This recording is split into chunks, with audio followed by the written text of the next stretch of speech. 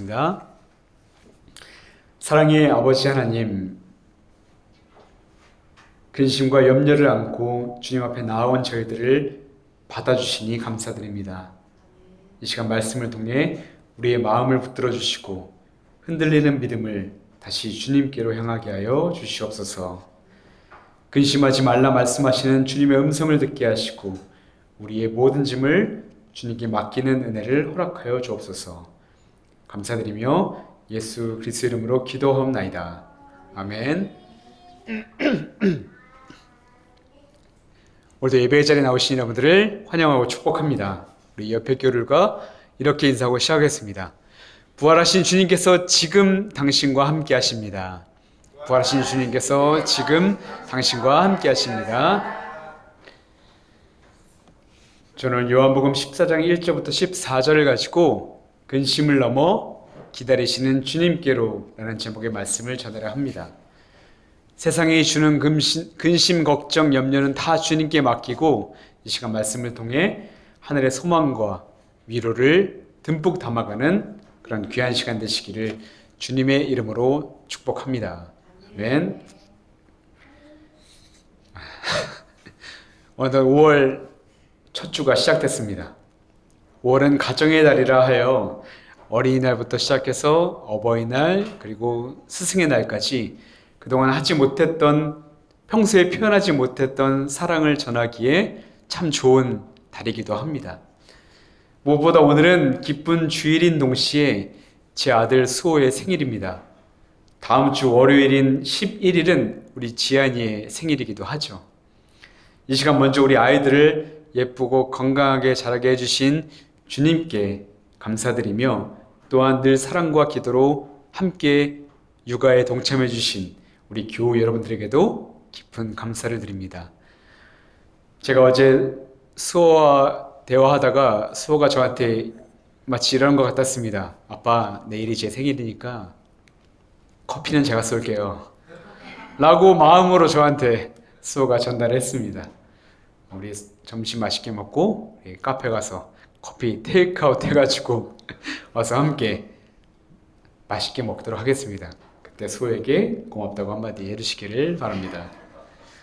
왜냐면 수호가 저보다 돈이 더 많거든요. 양가 부님한테 받은 돈이 하도 많아서 수호가 제일 부자입니다. 저희 가운데에서.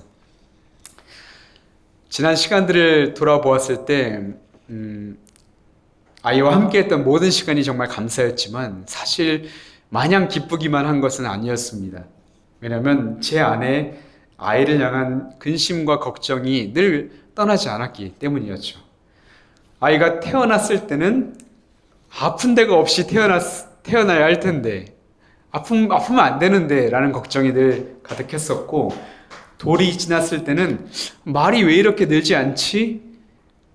성장 주기에 맞춰서 제때 잘 커야 할 텐데 이런 걱정이 늘 있었고, 내일은 또 수호가 처음으로 이제 어린이집을 가게 되는데 이제는 어린이집에 잘 적응해야 할 텐데 라며 걱정하게 됩니다. 저희 어머니가 다 큰 저를 보면서 지금도 걱정하시듯 아마 저도 죽을 때까지 자녀를 위한 걱정을 할 것만 같습니다. 성경에는 두려워하지 말라, 무서워하지 말라, 놀라지 말라 라는 말씀이 대충 380회 이상 나오고, 염려하지 말라, 근심하지 말라는 말씀은 약 100회 정도 나온다고 합니다. 인간은 태어나서 죽는 순간까지 스스로는 이 근심이라는 어두운 그림자를 지울 수 없는 존재이기에 주님은 말씀을 통해 늘 끊임없이 우리를 위로하고 소망을 주고 싶으셨던 것은 아니었을까라는 생각을 하게 되지요. 근데 여러분, 이것은 단지 지금 우리들만의 이야기가 아니라 성경에 나오는 믿음의 사람들도 마찬가지였습니다. 이스라엘 백성들을 출애굽시킨 모세는 자신이 가나안 땅에 들어가지 못한다는 것을 알게 된 이후에 죽기 전에 이스라엘 백성들과 그리고 그의 후계자인 여호수아에게 고별 설교를 하나 남기게 됩니다. 그 고별 설교의 핵심이 바로 신명기 31장 6절의 말씀이죠. 너희는 강하고 담대하라. 두려워하지 말라. 그들 앞에서 떨지 말라. 이는 내 하나님 여호와 그가 너와 함께 하시며 결코 너를 떠나지 아니하시며 버리지 아니하실 것임이라. 그러니까 모세는 얘들아, 하나님이 너희들과 함께 하시는데 왜 걱정해? 왜 두려워해?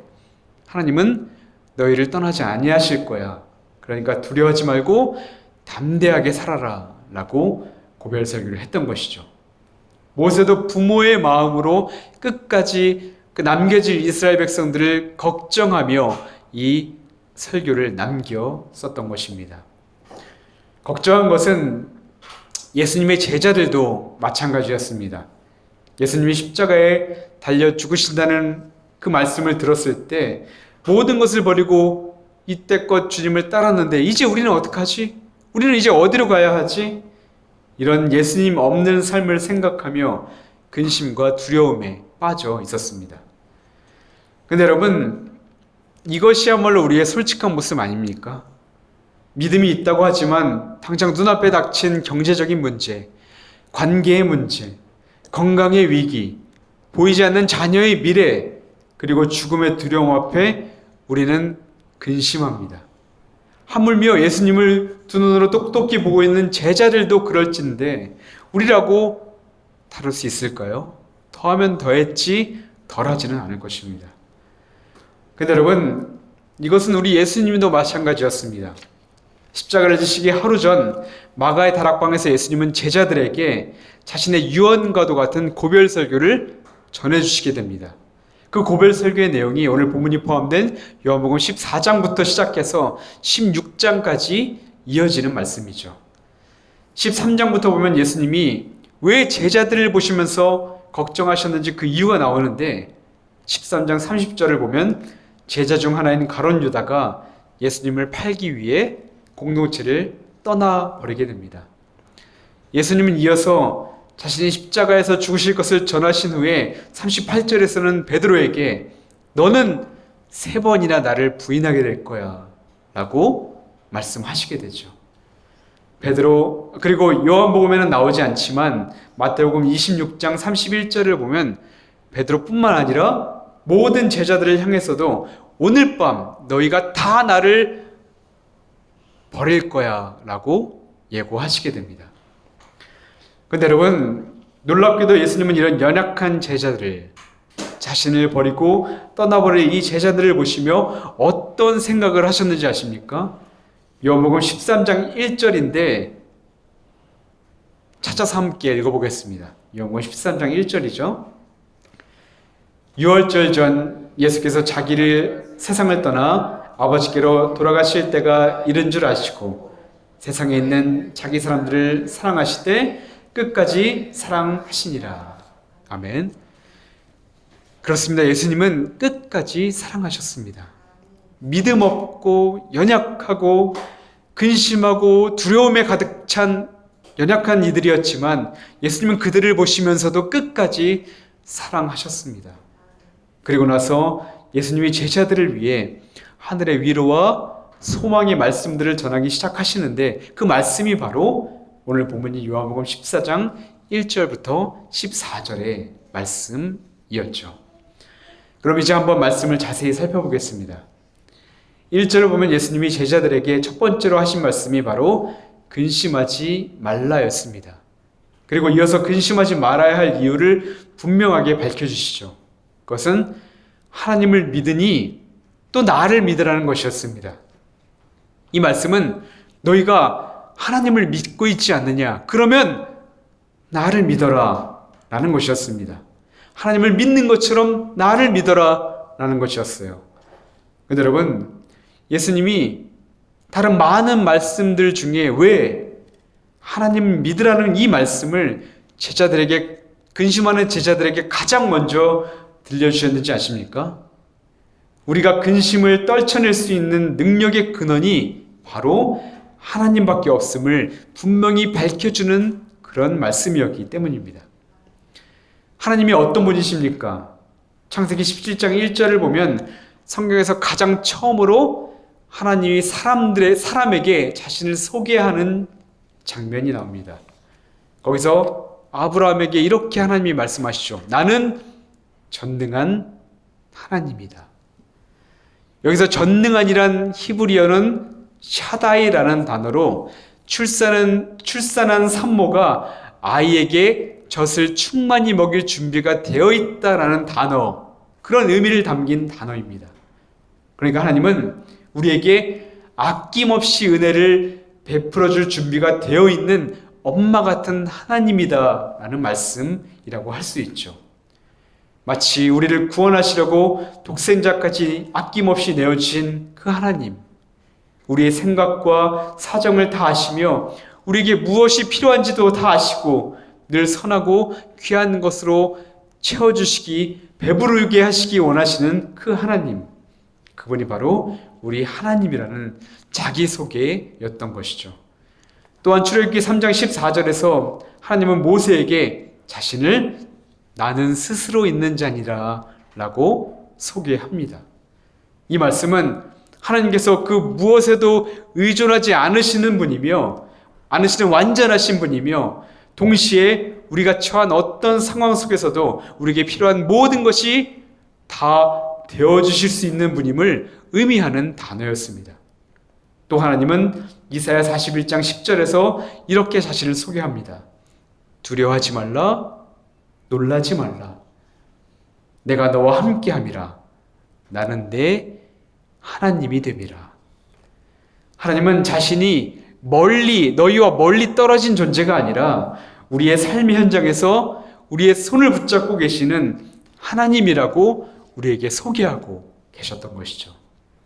이처럼 하나님은 아브라함에게는 아낌없이 은혜를 베풀어 주시는 전능하신 하나님으로, 모세에게는 필요한 모든 것이 되어주시는 스스로 있는 자 하나님으로, 이사에게는 우리 손을 붙잡아 주시는 임마누엘의 하나님으로 자신을 소개해 주셨던 것입니다. 그렇다면 여러분, 하나님을 믿으니 나를 믿으라 하셨잖아요, 예수님이. 그러면 예수님은 어떤 분이십니까? 예수님은 바로 그 하나님과 같은 성품을 가지신 하나님의 아들이십니다. 불쌍한 이들, 슬퍼하는 이들, 외로운 이들, 그리고 죄인들을 위해 이 땅에 내려오셔서 그들을 위로하시고 치유하시고 친구가 되어주신 분이 바로 예수님이었습니다. 그분은 거친 파도를 잔잔케 하신 분이고 오병이어로 5천 명을 먹이신 분이시며 심지어 죽은 자도 살리셨던 그런 예수님입니다. 무엇보다 예수님은 우리를 끝까지 사랑하사 우리의 죄를 사하시기 위해 자신이 목숨까지 내어주시고 다시 살아나시며 구원의 길을 완성시켜 주신 분, 바로 그분이 우리 예수님입니다. 그렇습니다. 예수님은 근심하고 있는 제자들에게 근심하지 말라 하시며 가장 먼저 이 말씀을 전하고 싶으셨던 것입니다. 근심과 두려움이 너희의 마음을 휘저을 때마다 지금 너희가 믿고 있는 하나님이 어떤 분이신지 다시 한번 생각해봐라. 그분은 너희와 함께 하시며 은혜 베푸실 준비가 되어 계신 분이다. 그리고 지금 너희들 눈앞에 있는 나, 하나님의 아들인 나를 믿어라. 내가 지금까지 행한 것들과 그리고 너희를 향한 나의 사랑과 내가 너희를 위해서 했던 그 약속들을 다시금 기억하며 그 근심을 이겨내라 라고 말씀하셨던 것이죠. 여러분, 믿음이란 다른 것이 아닙니다. 믿음은 내 자신감이나 내 능력이나 내 힘을 의지하는 것이 아니라 나의 연약함을 다 인정하고 주님께 나의 모든 근심과 염려와 짐들을 다 내어 맡기는 것입니다. 약할 때 우리의 강함이 되시는 우리 주님을 믿고 의지하는 것, 그것이 바로 믿음이라는 것이죠. 시편 55편 22절에서 다윗의 고백이 바로 그것입니다. 네 짐을 여호와께 맡겨버리라. 너를 붙드시고 의인의 요동함을 영영이 허락지 아니하시리로다. 아멘. 사랑하는 여러분, 지금 혹시 여러분도 근심하고 계십니까? 그러면 믿음으로 주님께 모든 것을 맡기시기를 바랍니다.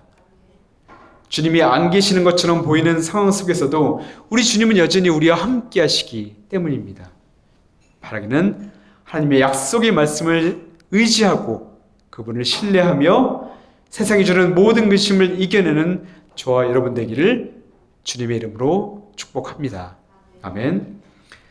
이어서 2절 말씀을 보면 주님은 근심하는 제자들을 위해 이번에는 구체적인 소망을 하나 주시게 됩니다. 내 아버지 집에 거할 곳이 많도다. 내가 너희를 위하여 거처를 예비하러 가노라. 우리는 흔히 이 말씀을 죽어서 가는 천국, 흔히 호화로운 맨션이나 황금 궁전으로 오해하기도 합니다. 저도 어렸을 때 죽어서 천국에 가면 에메랄드 집이 있고 도로가 황금으로 막 깔려 있고 이런 설교를 들으면서 자라왔었고, 실제로 어떤 목사님은 물론 농담으로 하셨겠지만 자신은 천국 가면 람보르기니를 탈 것이라고 자랑 아닌 자랑을 했던, 물론 농담이겠죠. 그런 이야기도 기억이 납니다. 하지만 지금 예수님이 지금 말하는 이 거처라는 단어는 그런 물질적인 장소를 넘어 그 이상의 의미를 담고 있는 단어입니다. 요한복음 15장 거처를 뜻하는 헬라어 모네라는 단어는 머무름 혹은 상호 거함이라는 뜻을 가진 단어입니다. 요한복음 15장 4절에서 예수님이 포도나무 비유를 말씀하실 때 내 안에 거하라 라고 말씀하실 때 그 거함과 같은 의미를 담고 있는 단어입니다. 즉 주님이 예비하시는 처소는 공간적인 장소를 뛰어넘어 하나님 아버지와의 끊어지지 않는 영원한 관계를 뜻하는 단어입니다. 그렇습니다. 예수님이 십자가에서 죽으시고 부활하신 이유는 바로 이 관계의 처소를 만들기 위함이었습니다. 죄로 인해 하나님과 멀어져 영적인 고아가 된 우리를 다시 아버지의 품으로 데려가시기 위해 주님은 친히 그 길이 되어 주셨다는 것이죠. 그래서 마틴 루터는 이 요한복음 14장의 이 대목을 설교하며 다음과 같이 확신에 찬 고백을 외쳤습니다. 나는 저 높은 하늘을 쳐다보며 하나님을 찾지 않습니다. 오직 인간의 몸을 입고 이 땅에 내려오신 그리스도 안에서만 하나님을 찾습니다. 라고 말이죠. 이처럼 부활하신 주님은 지금도 성령을 통해 우리 안에 그 거처를 짓고 계신다는 것이고, 여러분이 어디에 있든 어떤 상황에 있든 주님이 함께라면 그것이 바로 하나님의 품인 하늘나라가 될 수 있다고 우리에게 말씀해주고 있다는 것이죠. 주님이 말씀하신 이 거처의 약속이 얼마나 실제적이고 강력한 것인지를 보여주는 장면이 오늘 첫째 성서봉독이었던 사도행전 7장 54절부터 60절 말씀에 기록되어 있습니다. 바로 초대교회 집사였던 스데반의 이야기인데요. 스데반은 부활하신 예수님을 사람들에게 전하다가 분노한 군중들에게 끌려가게 됩니다. 그리고 사람들은 그의 말에 귀를 막고 소리치며 스데반을 향해 돌을 던지기 시작했죠. 그렇다면 여러분들 한번 이 장면을 상상해 보십시오. 날카롭고 무거운 돌들이 몸에 부딪힐 때마다 뼈가 으스러지고 살이 찢기는 극심한 고통이 그를 괴롭혔습니다.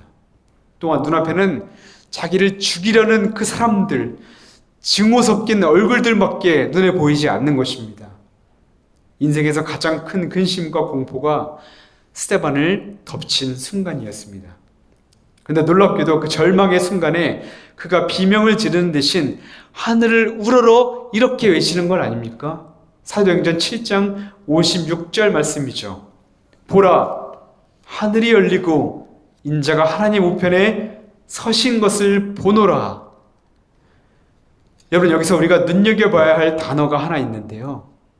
성경의 다른 모든 곳, 마가복음 14장 62절, 16장 19절, 로마서 8장 34절, 히브리서 1장 3절, 10장 12절, 골로새서 3장 1절에서는 우리 예수님이 하나님 보좌 우편에 앉아 계신다라고 표현합니다.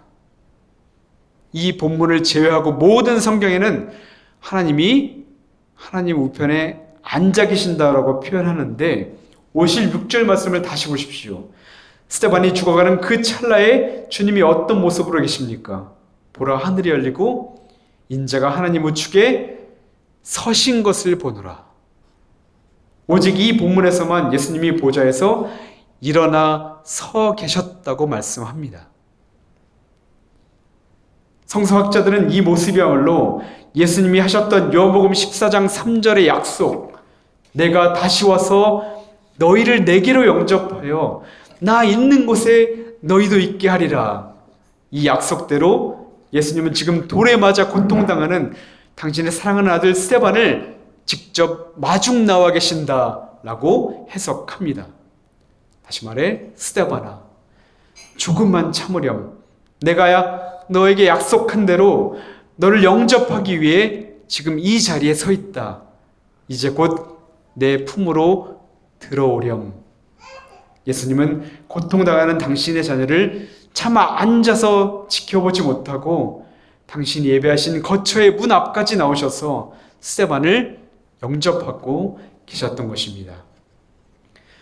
그렇습니다. 55절의 말씀이 증거하듯 스데반에게 성령님이 충만하게 임하자 그에게 죽음은 더 이상 근심의 대상이 아니게 되어버렸습니다.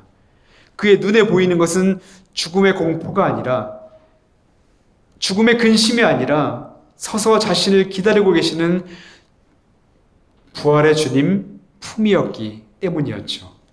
스데반은 이 부활의 소망을 보았기에 자신을 향해 돌을 던지는 사람들 향해 저주를 퍼붓는 것이 아니라 도리어 주여 이 죄를 그들에게 돌리지 마옵소서라고 기도하며 마지막 스데반이 어떻게 되었다고 표현합니까? 사도행전 7장 56 그 첫 번째 성서공동의 마지막 절을 보면 스데반이 잠들었다라고 표현합니다. 잠들어 주님 품에 안기는 그런 은혜를 얻게 되었던 것이죠. 사랑하는 여러분, 이처럼 믿음의 사람은 함께 하시는 주님으로 인해 이 땅에서 어떤 고난과 어려움이 있어도 천국을 바라보며 사는 사람들입니다. 또한 믿음의 사람은 죽어서도 주님과 함께하는 천국이 예비되어 있음을 소망하며 사는 사람들입니다. 이 믿음이, 이 소망이 우리를 죽음의 근심과 세상의 두려움으로부터 이겨낼 수 있게 합니다. 바라기는 예수님께서 죽으시고 부활하심으로 우리가 하나님 품으로 갈 수 있도록 만들어주신 이 구원의 길을 따라 저와 여러분들 또한 오늘을 그리고 죽음 이후에도 천국을 살아가기를 주님의 이름으로 축복합니다. 아멘.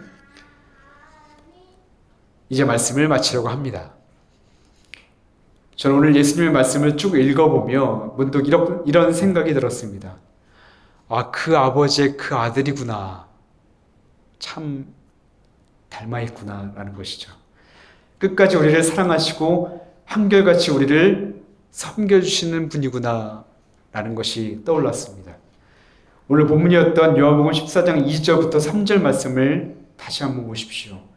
내가 너희를 위하여 거처를 예비하러 가노니 너희를 위하여 거처를 예비하면 너희를 내게로 영접하여 내가 있는 곳에 너희도 있게 하리라.